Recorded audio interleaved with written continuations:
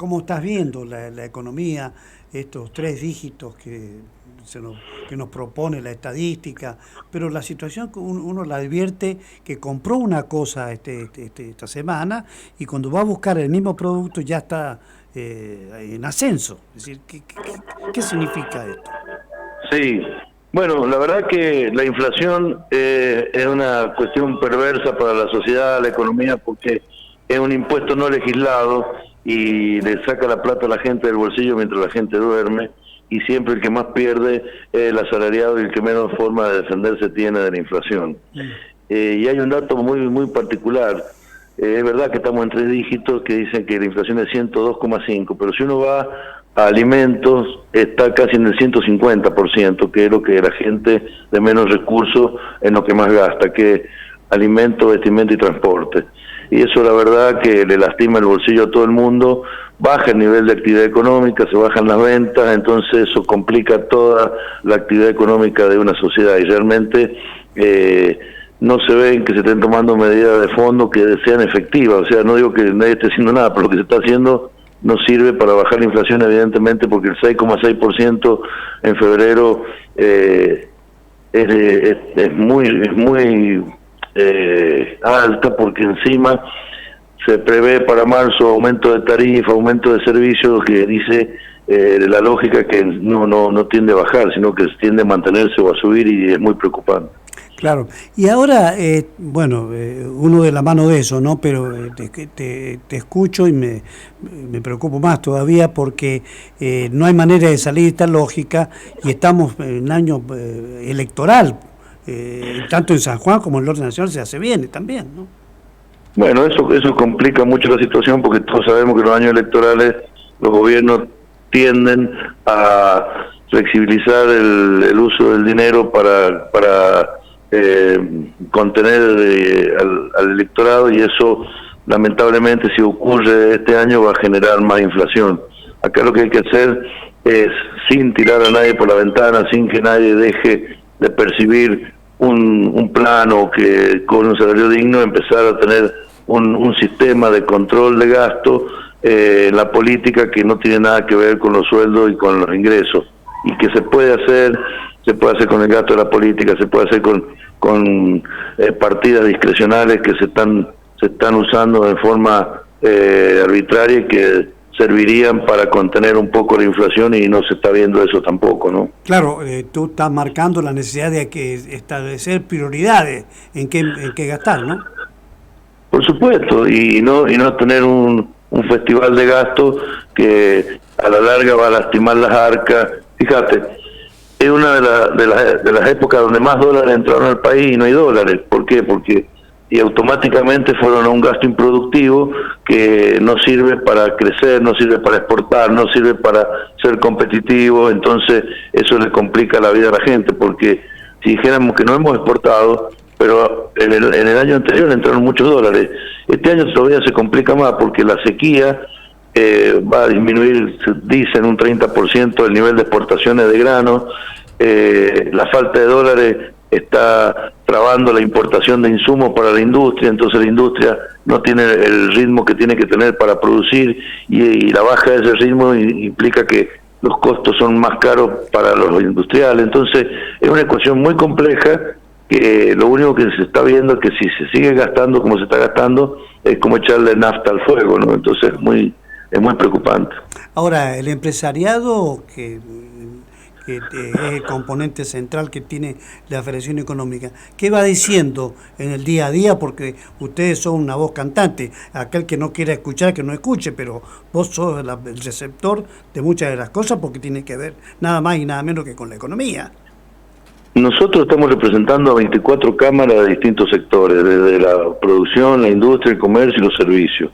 Lo que nosotros estamos haciendo es trabajar en dos ejes fundamentales. Uno, tratando de darle herramientas a las empresas para que puedan producir. Por ejemplo, estamos trabajando en asistir a una feria agroindustrial de supermercado en el estado de Paraná, en la ciudad de Curitiba, para que las economías regionales accedan a un mercado que no sea el de San Pablo ni el de Porto Alegre, que es un mercado de 12 millones de personas de buen poder adquisitivo, donde los volúmenes que tienen las economías regionales se pueden proponer a la venta en esas cadenas de supermercados. Hemos cerrado un convenio Telecom, Came y Microsoft para facilitar el acceso digital a las micropymes y a las pymes para que puedan competir con las grandes empresas en la venta digital. Y ahora estamos ya certificando normas con un sello de triple impacto, donde las empresas agroexportadoras chicas y donde las empresas de servicios que quieren trabajar para empresas internacionales puedan certificar normas a precios muy por debajo de los que se certifican las normas internacionales de las empresas grandes. Eso es darle herramientas a las pymes y a las micropymes, que son las verdaderas generadoras de mano de obra en Argentina. Las pymes, el 70% de la mano de obra en la Argentina, y son las que están sufriendo muchísimo estos impactos de aumento de impuestos, inflación, carga fiscal, carga tributaria en lo laboral, burocracia. O sea que encima es como si un empresario tuviera que correr con una mochila de muchos kilos en la espalda. Estamos tratando, por lo menos desde la acción gremial empresaria, aliviarle esa mochila, ¿no? Estamos hablando con Dino Minosi, que es el presidente de la Federación Económica de San Juan, y ya en lo institucional me gustaría preguntarte, Dino, acerca de las elecciones que tienen programadas ustedes, ¿no? Y que ha venido atrasándose esto, ¿no? Nosotros hemos convocado 3 veces asamblea, 2 veces se suspendieron por la pandemia y la última vez fue en noviembre del año pasado que convocamos asamblea, pero producto del atraso en la regularización de papeles de las cámaras, no teníamos la suficiente cantidad de cámaras para poder hacer una asamblea razonable. En charla con el director de Personalidad Jurídica, acordamos postergarla hasta ahora, hasta marzo, que se va a hacer el llamado la semana que viene, para que en los primeros días de abril, seguramente después de Semana Santa, se realice la asamblea definitiva ya, con la mayor cantidad de cámaras posible que participen para formar el directorio. Claro, y lo importante siempre de esto que a vos te ha tocado, bueno, la pandemia concluyó negativamente en muchas cosas, pero creo que lo importante es tener un empresariado que esté dispuesto a seguir, porque esto tiene que ver con la competencia. La competencia es saber que los empresarios, en su mayoría de los casos, han tenido, con pandemia o sin pandemia, la situación también inflacionaria, que los colocó también con prioridades, y por ahí se escapó el tema de normalizar las cámaras, ¿no? Sí, por supuesto. Cuando uno tiene un frente en su empresa que está tratando de trabajar para que la empresa sobreviva, y es lo que nosotros estamos tratando de colaborar, porque el día que esto mejore, va a mejorar más rápido con las empresas abiertas que con las empresas cerradas. Cada pyme que se cierra es una desgracia para el país, porque después de volver a abrir una pyme cuesta horrores y a veces algunas no vuelven a tener actividad. Y esto se traslada a lo institucional y a lo gremial empresario, porque la verdad que a la gente no le queda tiempo para esto, porque está absorbida en el día a día para tratar de salvar el pellejo, ¿no? Eso es así. Dino, ¿cómo te cayó a vos? ¿Cómo lo ves? Si es un espejismo, lo que sea, porque hay distintas miradas, distintas críticas con el dólar soja y ahora el dólar Malbec. ¿Qué pista ves ahí vos? Bueno, son situaciones complejas, porque lo que dice eso es que le esté dando la prioridad a un sector para que pueda ser competitivo o rentable a la hora de vender. Entonces le aumento el tipo de cambio para que sea atractivo la venta del producto y así entren dólares a las arcas del país. Pero eso a la larga se produce una cosa que es: yo anticipo la venta de dólares, pero tengo un problema futuro, porque lo que vendo ahora no lo voy a vender después. Entonces, y además dejo otros sectores en desigualdad de condiciones, porque el que vende zapatos también quiere ser competitivo, quiere tener rentabilidad, el que vende medicamentos, el que vende vestimenta, los textiles quisieran tener la misma posibilidad de tener esa rentabilidad, y no la tienen porque arbitrariamente los gobiernos le dan la posibilidad a aquellos que pueden salir y vender en forma inmediata con un dólar competitivo, soja, ovino o lo que sea, en desmedro de otros sectores que no lo pueden hacer, y son todos industriales, son todos empresarios que tienen a su cargo personal, tienen a su cargo una empresa que los ponen en una desigualdad. Pero lo más importante de eso es que entran los dólares ahora, pero vamos a tener un problema futuro, ¿no? Claro que sí, claro que sí. Y qué, digamos, en este sentido creo que es importante realmente que analicemos la situación de la industria vitivinícola, pero ya en orden a los problemas climáticos que hemos tenido. Hay una baja importante en la producción, ¿no? Sí, bueno, eso, la sequía afectó a todo el país, a la industria vitivinícola no estuvo exenta, pero además de la sequía tuvimos granizo, tuvimos heladas tardías que también afectaron la producción, el tamaño del grano, y eso se va a ver reflejado en la merma, en la cosecha. Pero también había otra cosa, ha disminuido el consumo producto de la crisis económica que tienen los bolsillos de la gente. Entonces, la industria vitivinícola, como otras industrias regionales, está enfrentando una crisis muy complicada porque por más que le den el dólar Malbec para que tengan un tipo de cambio más competitivo, los insumos los siguen comprando a los precios del dólar verde, que está casi al doble. Entonces, la ecuación de costo con insumos con dólar a 3.80, gasto de energía eléctrica para poder regar sus producciones porque no tienen agua natural, paritarias que están por las nubes y suben la carga laboral. Y cuando hablo de carga laboral no hablo solamente de lo que cobra el sueldo en la mano del operario, que nadie habla de tocarle eso, sino que además cuando uno paga un sueldo de 100 pesos tiene 60 pesos de aporte y contribuciones, que no siempre se ven reflejados en la atención de salud y en la jubilación de los obreros. Entonces, eso lastima mucho los costos de producción y van a poner en una situación muy crítica a los productores primarios.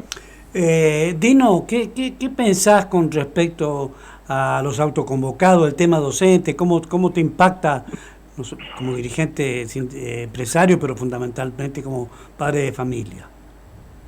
Mira, primero, el fenómeno de autoconvocados ya lo vivimos en otras actividades. Los autoconvocados existen cuando hay una necesidad y no hay representatividad en los dirigentes. No hablo de este caso en particular, pasó en otros sectores de la economía tiempo atrás, en la época de la pandemia, hubieron autoconvocados de comercio, autoconvocados de distintas actividades de la economía. Pero la docencia tiene una cosa muy particular. El tiempo que se pierde en educación no se recupera. O sea, si yo le doy franco a un obrero en mi negocio, mañana lo hago trabajar el día sábado o medio día más y recupero. Lo que se pierde en educación, el tiempo que se pierde en educación no se recupera. Y es la población que va a ser activa dentro de 10, 15 años y la que va a dirigir este país, la que no va a estar preparada para hacerlo, porque esto que está pasando lastima mucho la formación de los jóvenes, y eso la verdad es muy lamentable. Tuviste mucha actividad empresaria viajando a Buenos Aires, haciendo gestiones.